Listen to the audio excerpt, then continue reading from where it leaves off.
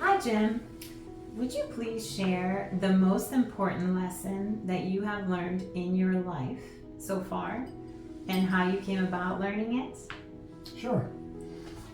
I would say the most important lesson, or certainly one of the most important, is honesty. Being honest, being truthful, and I pretty much learned that from an early age. Probably by trial and error. Telling a fib or a lie, and getting punished for it. And oftentimes, because my father was an alcoholic, when I got punished, I really got punished. Mm-hmm. And so I've always kind of lived that it was always best to tell the truth no matter what.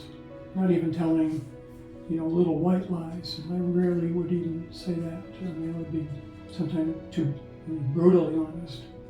But what really came home was when my kids were young, and we were going to the theater. My oldest was, I think, 12 or 13.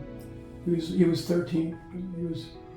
And he looked young. And my ex-wife, we were checking in at the theater, buying the tickets, and she said to him, before we went into the theater, "Tell him you're 12, because it was either free or was at reduced price." And I said, "No, that's wrong. That's the wrong message that we're sending to our kids."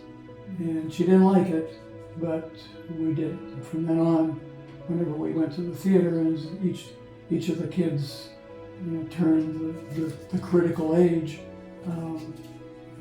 they said their actual age when the person in the admissions box would ask how old they were. So that's always stuck with me. And even in my professional life, I've always been very direct and very honest.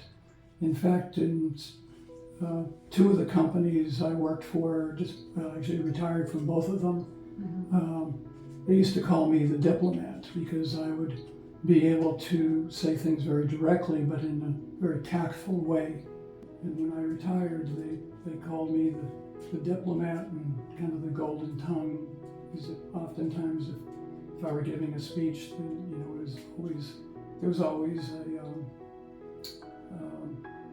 something in the speech that I would make a point of, and always very truthful, whatever the issue was. I did a lot of assessments for the government and evaluations, and oftentimes I would be the person delivering those, and I didn't soften the blow, but I stated it so that it was accepted by the recipient. So anyways, that's kind of followed me through life. I'm the president of our HOA, and I use the same approach with that as well. Thank you. Appreciate that. Sure.